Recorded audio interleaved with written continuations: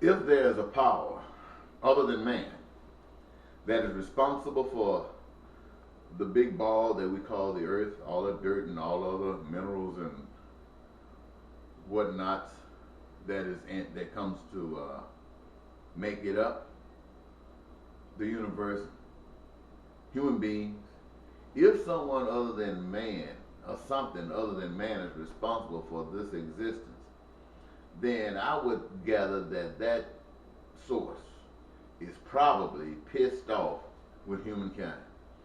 Humankind, they got so much hate. Even those who think they're lovers are just filled with hate. In America today, you have a political strange thing going on. Republicans and Democrats. Each of them think that their way of doing things is the best way. And for one way, it is referred to as conservative, and another is considered liberal. And each of them does nothing to satisfy the other. And yet they're all American citizens.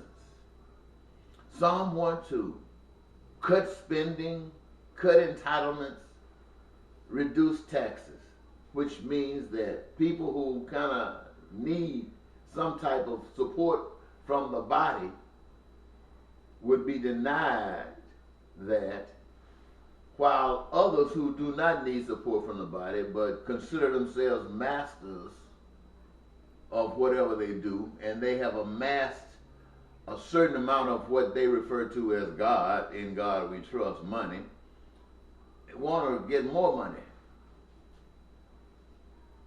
And here, at the hands of a group of people who at one time considered women less than equal to men, who considered other men because of their color less than human, who at one time or another got so caught up into having their survival at the expense of others that they dropped bombs on them, or who even in their own environment, in their own geographics, picked up arms and fought one another for a system that benefited some at the expense of others.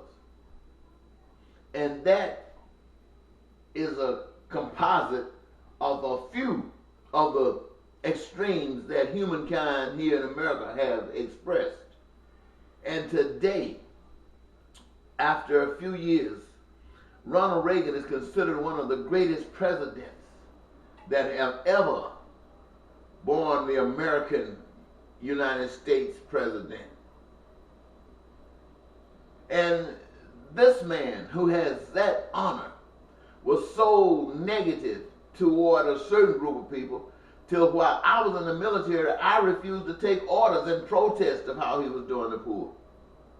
And yet he's held out as one of the greatest presidents of all time. They refer to him when they want to talk about a successful presidency.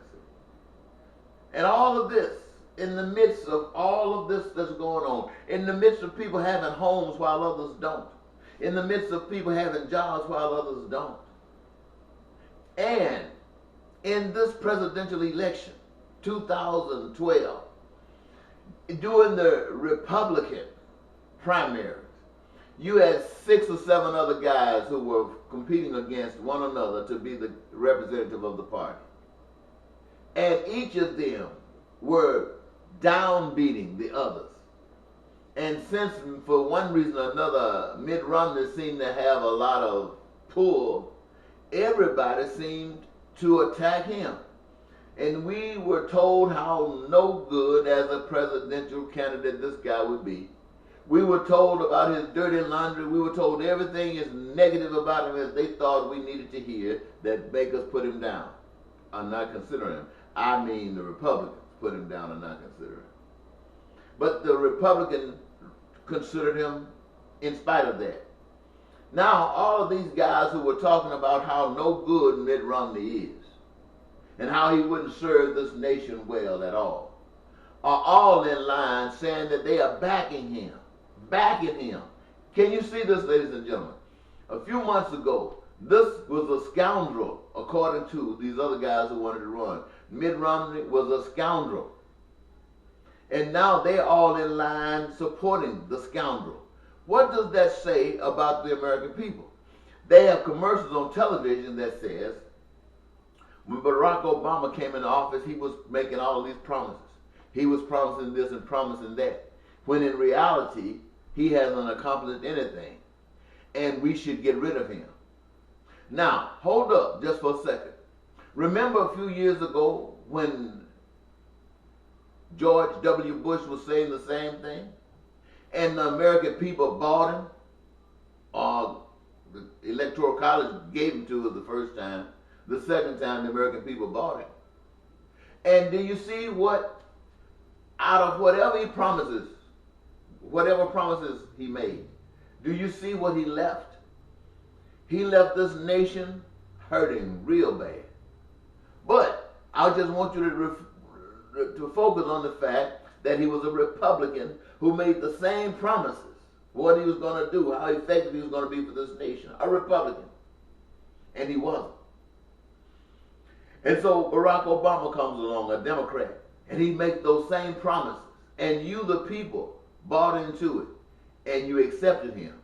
A Democrat, making promises just like Republicans. And at the end of the day, you'll say that he failed. Now, here, I want you to focus on this. A Republican claimed that he would be the answer, failed. A Democrat said that he would be the answer, failed. And now you're holding up between the American people and the presidency two candidates, one representing a party that's failed before, another representing a party that's currently failed. And you are considering the same old process that you've always considered. Somebody says, this is what I'm going to do, and you bring them in office based upon what they say they are going to do. You say the American people are an intelligent people, then why in the world are we continuing this same process? You would think that somebody in America would be able to come together and get the concerns of the people, in the name of the people. In other words, the people are doing this. What are they considering? They are considering those things that are common amongst each of them. What is that? Food, clothing, shelter, education, health care, careers. These things, major amongst any people anywhere. And you, the people, are the one who benefit from this. You, the people who are requiring this. You should make a rule amongst yourselves that you would guarantee these things that are common amongst each of you to each of you. No law, no government would superimpose itself to the degree that it would deny any American citizen these benefits which are common amongst them all. You, the American people, should make that determination, and you, the American people, should hire somebody to do what we have determined we want it done. We don't want a Republican come telling us what he's going to do for us. We don't want a Democrat come telling him what he's going to do for us based upon special interest. I say, pack all of that stuff together, put it in a bag, and send it to hell. Now, this election takes place tomorrow. You who say you love God are going to represent Republicans and Democrats. You're going to go to the polls. That's going to happen.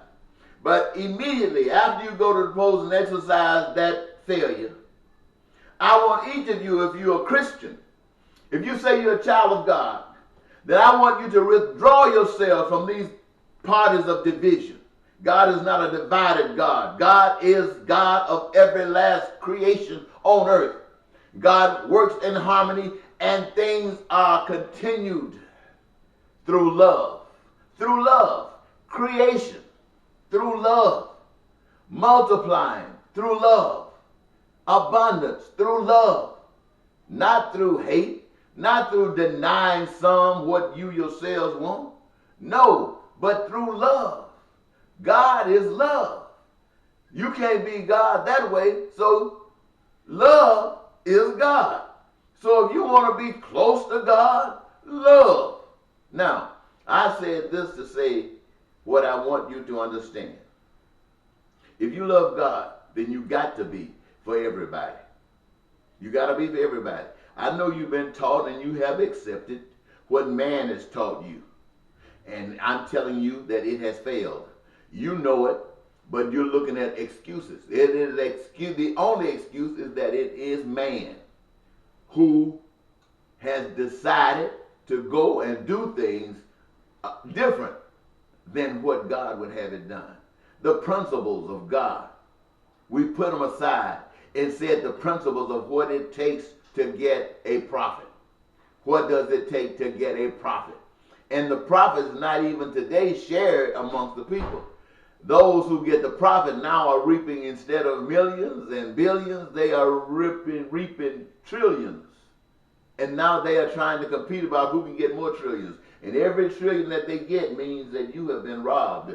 There's time for that stuff to stop. And only those who are led by the Spirit of God.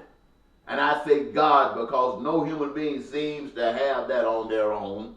And everybody that seems to have it rise up in them and they take that walk seem to be shot down and killed by these dirty snakes.